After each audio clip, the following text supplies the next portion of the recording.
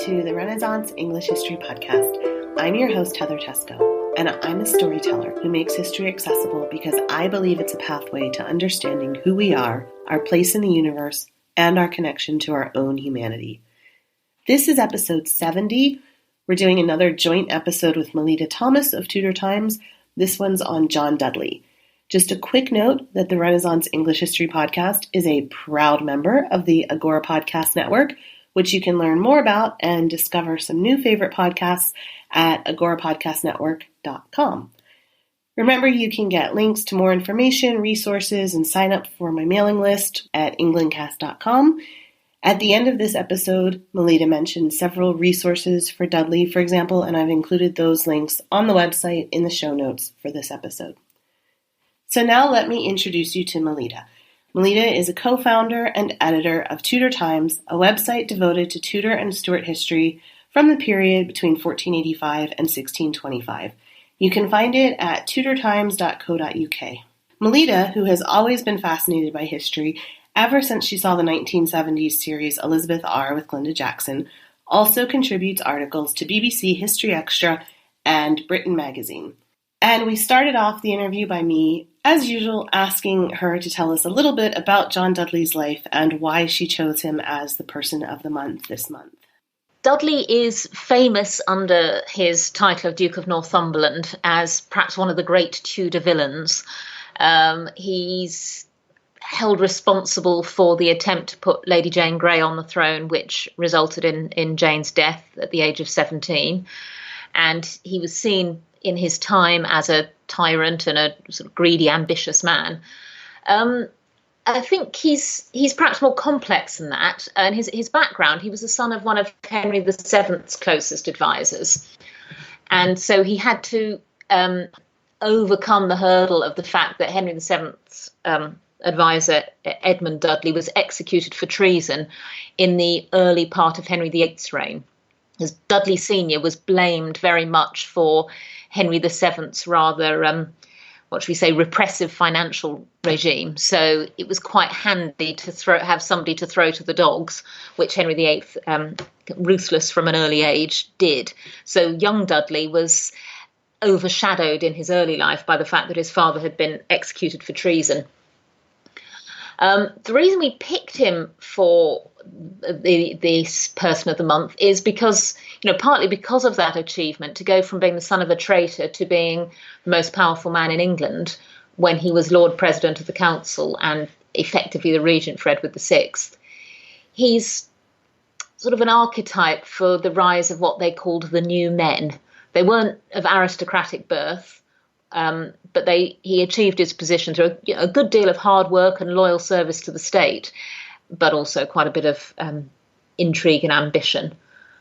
He's a complex character, actually. I can't say I've particularly warmed to him, but there are some positive aspects to his character as well. And I think he comes across as a very, very intelligent, very driven man, very, very skilled in administration, quite a very strong and forceful character. And I can imagine that he was probably rather a bully, actually, and that's how he got his way, because he had overwhelming force of character. Mm-hmm. Mm-hmm.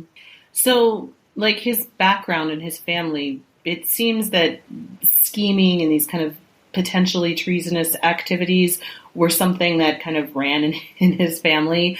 And it seems like some families just kind of are like that, like the Howards as well. Why do you think that is? What with him? Well, to be fair, I think it's probably the case that every family in Tudor England had a few relatives who came to grief. I mean, it was a piranha pool.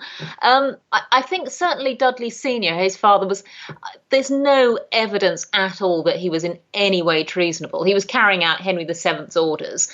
And yes, he probably lined his pockets. I'm pretty sure he lined his pockets, but he wasn't doing anything that the king wasn't aware of or happy about.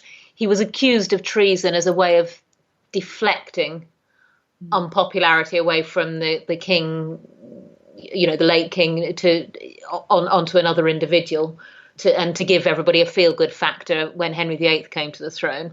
So it was a bit harsh that he was, considered to be a traitor. And John Dudley, the son, I think, yeah, I think he was a risk taker. He was a military commander who, it looks from what you can see that he would take a calculated risk and he would deliver on it. So he'd weigh up, a number of important military campaigns that he was involved in, and he'd weigh the odds, and he would take a chance based on good odds.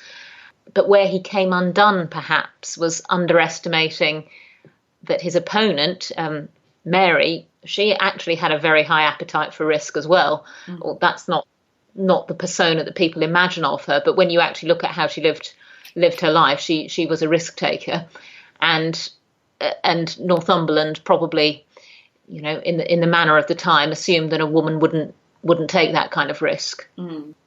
Yeah, and I was thinking, I was saying before, I think he had a strong personality, but I also think he, like many people who are strong, charismatic, people follow him. He was a natural leader. Mm-hmm. So what motivated him, do you think? When I first thought about that question, I thought, well, greed and ambition, because that's the obvious answer. But I think there is a more complex element to it. Certainly financially, he was very acquisitive. And, I think it's obvious that he connived at his stepfather being defrauded of money. And it's fairly clear that, let's see, when people owed him money, he was quite prepared to send the heavies in. Mm-hmm. There's definitely an element that he was quite ruthless like that. But I think he was also, I think the example of his father made him nervous. As I said before, the Dudley Senior, he'd served Henry VII very faithfully, but that wasn't enough. He still was executed for treason. And I think Dudley, who was obviously very conscious about his father, he wrote about his poor father who had been badly treated. I think he realised that when Edward VI was dying, he was afraid that if Mary became queen, even if he hadn't done anything wrong, he would be the scapegoat for the religious policies that had been followed under Edward that Mary was bound to reverse. So I think it was possibly a preemptive strike, because he saw the example of his father before him. I don't know that, but that is the conclusion I've come to. Yes, he wanted to be top dog, and he didn't want to be to lose out. But I think he was afraid that he would end up executed anyway. Interesting. What was his personal life like? I just think about him plotting his son, this whole situation. Like, what was his personal life like other than that?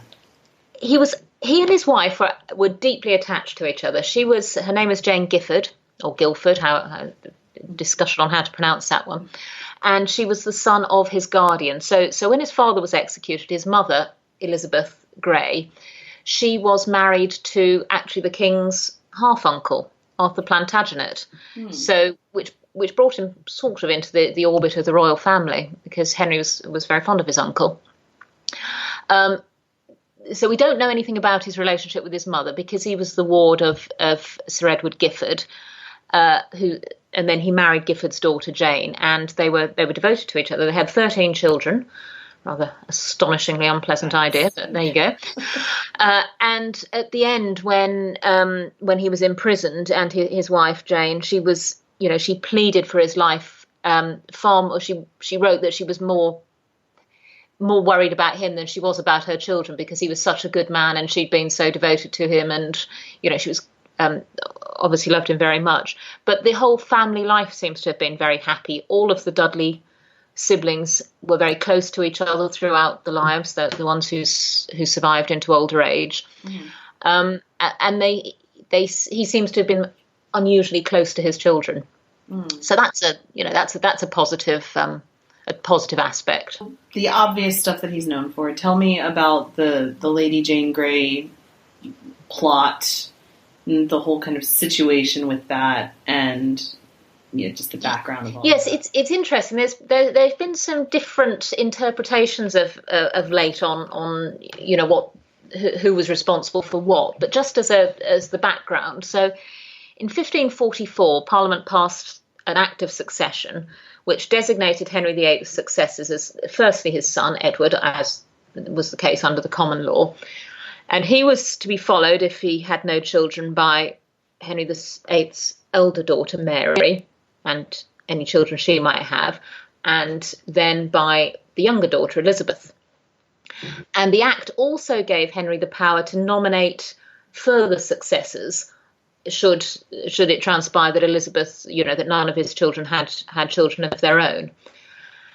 So, because there was sort of a choice of successors after Henry's own children. There were the descendants of his elder sister Margaret, but that was the King of Scotland, or his half sister Margaret Douglas, the Countess of Lennox, or there were the descendants of his younger sister Mary, the French Queen.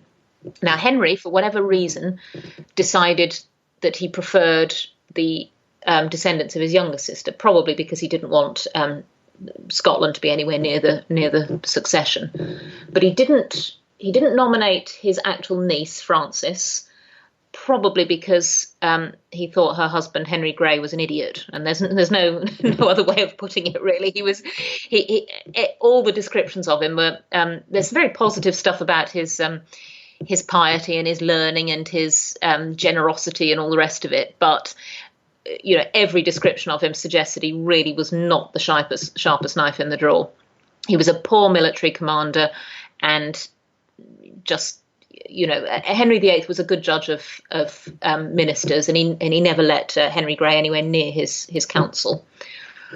So I've referred to him as Henry Grey, but at the time that the will was made, he was Marquess of Dorset. So at Henry's death, he was to be succeeded by his children, and then by the children of his niece Frances, of whom the oldest was a daughter, Jane. And the Grey family were Protestants, and Edward VI, as he obviously didn't live to grow up, and he became more and more firmly Protestant as he got older. And he was concerned, now whether this was his own idea or whether it was put into his mind by Northumberland has been a question, and we'll never know exactly. But he decided that he should cut his sisters out of the succession. And he decided, first of all, he was going to name only male heirs. He was, at 15 years old, he was a rank misogynist. He was scouting around looking for male heirs, but there weren't any, because Jane had no brothers. She wasn't married. None of her sisters were married. There was nothing but women to choose from. So Edward had to give in and decide it was going to be Jane herself and any heirs she subsequently had. And surprisingly, very soon after Edward came up with this scheme, Northumberland's son married Jane. Now, I know, it's astonishing, isn't it? Now, the late and very well regarded Professor Ives, his opinion is this was just a perfectly ordinary marriage between members of the nobility, and had no ulterior motive at all, which I don't think is a view that most people would have now, or had then, in fact, because there was talk at the time that it was highly suspicious that Northumberland was clearly plotting something. So, I mean, it was clearly Edward wanted this to happen, but as I say, whether he completely came up with the idea himself or whether it was suggested to him, which is certainly not impossible, because, as I said before, Northumberland had a very strong personality. But regardless of where the idea came from, it wasn't legal, because Edward, for a number of reasons. First, he was a minor, so he couldn't actually make a will in law. Second, even though he persuaded the judges to draw it up as a thing called letters patent, which are direct orders from the king, they don't have the force of law that is greater than an act of parliament. He could not overturn an act of parliament by letters patent. So what needed to happen was for Edward to live until Parliament could pass a new succession act, but didn't. So Northumberland decided, he was going to take the chance anyway, and persuaded, bullied, encouraged the rest of the council to agree with him. And Jane was proclaimed as queen, and nobody in the country was at all keen on the idea. So he probably assumed that Mary, having been cut out of the succession, would either just give in, or that she would, perhaps go abroad to her European relatives. But he certainly doesn't seem to have been expecting that she would raise an army, which she very promptly did, had huge amount of public support. So Northumberland, so it was decided by the Council of Queen Jane, as they termed her, that an army would have to be raised to go and try to capture Mary. And Northumberland was obliged to lead it. He had hoped to stay back in London, but the weight of all of the rest of the council and Jane herself was that he should lead it. It was no good Jane's father trying to lead it, because he'd already failed notably in any kind of military expedition, whereas Northumberland was a very fine military leader. But there was no public support for it. Mary's support was so great that Northumberland gave in without actually fighting. He was arrested, carried off to the Tower, and quite swiftly executed. And that was the end of him. I mean, he gambled and he lost. But it was a bold move. So on the surface, just with that, he sort of seems like this villain, like you called him earlier, that he's known as. And you said that he was very close with his family. What else what other redeeming qualities does he have? Whether not so much a personal thing, but as I say, he was a very competent administrator. He was a good military leader. Whether that's a virtue or not, but I mean, in his time, it would certainly have been considered a virtue. But he also, one rather nice story is that when James V died after the Battle of Solway Moss, he was Viscount Lisle at that time. Lisle wrote to Henry VIII that he'd stood the army down because he did not think it was honourable to prosecute war on a corpse, a widow, and a suckling babe. So he was, it was not completely dishonourable. I mean, he could have just led his army and completely overcome the Scottish forces, which had been so badly mauled at Solway Moss. So he certainly had a sense of honour. It's not clear. I mean, he and Somerset, who had preceded him as the Lord Protector, in their younger days, they'd been actually very close friends, and as they sort of come up with this scheme to defraud Northumberland's stepfather. After he moved, he sort of got rid of Somerset from power. He didn't rush to have him executed, or now whether that was because he didn't want to look like the bad guy, or whether it was he genuinely had some, didn't want to take that route.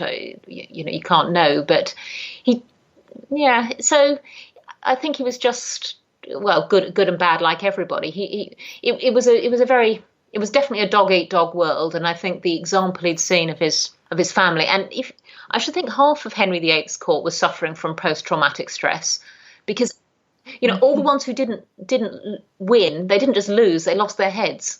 So the stakes were very high. You couldn't just sort of say, oh well, my bid for power didn't really come off, so I'll just go and live in the country.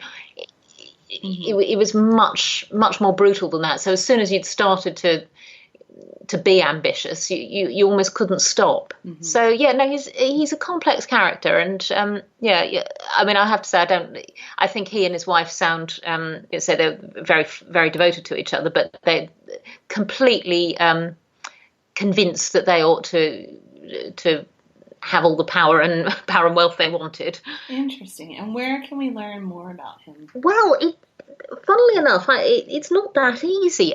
David Loades, the late David Loades, who died last year, he wrote a biography of him back in the 1980s, which I haven't been able to get hold of, in fact. So I don't know if it's out of print, but I certainly haven't been able to get hold of. He's very much talked about in books about other people. So there's Chris Skidmore's biography of Edward VI, which is very good. Professor Ives' book that I mentioned before, which is called The Mystery of Lady Jane Grey. Nicola Tallis, just a few weeks ago, published one called The Crown of Blood, which is about Jane Grey. So he's a peripheral character in other people's lives. There's an introductory book by a lady called Christine Hartweg, who I'm not sure how she pronounces that, Hartweg, who has a website about the Dudleys. So that's a good overview. But most of in fact, there's an awful lot of records because he was Lord Admiral, He was Lord Admiral of the fleet at the time that the Mary Rose sank. It happened that he was on the other ship, on the flagship, the Great Harry, but it happened right in front of his eyes. So there's an awful lot of correspondence about his military career in the letters and papers of Henry VIII. So you can find out, and because he was so involved in litigation, I mean, he was permanently in a court case. So there's lots about his financial transactions as well. Interesting. So I'll put links to all of that stuff up in the show notes about this so people can see more. Awesome. Well, thank you for telling us about him. Yes. Well, thank you. Thank you for listening. With the Person of the Month features that we do at Tudor Times, because we're looking in a reasonable amount of depth at a lot of different people, it's very interesting to see how they all interplay. So when you're looking at it for something from the opposite point of view. So last February, when it was Mary I's 500th anniversary, we looked at her, and now of course I'm looking at it from the other point of view to see Dudley's perspective, and it is actually interesting to look at all these things from the different people's perspectives. Thank you again to Melita Thomas for taking the time to tell us about John Dudley. For more information on him, go to tudortimes.co.uk or see the resources available on the Englandcast site at englandcast.com. Later on this week, I'll have the episode on Henry VIII's foreign policy towards France. And then after that, we'll have an entire episode just on the Field of Cloth of Gold. So stay tuned for that. It's going to be golden. Yes, I really just said that. Honestly, since I've become a mom, I do the corniest stuff. I'm wearing my mom jeans and I'm saying it's going to be golden. But it is. So you're going to want to stay tuned. That's going to be next week. This week, Henry VIII in France. All right, have a great week, everybody. I will talk to you in just a couple of days. Bye-bye. Ich hatte bord in Bauerbricht, dat soll semlis und sicht, mens gevoel meiden of nicht, fern freit von in all this wolfliche one, born of blood and of bone, never yet in Houston on, of some air in London, blow northern wind, send for me sweating, blow northern wind, blow, blow.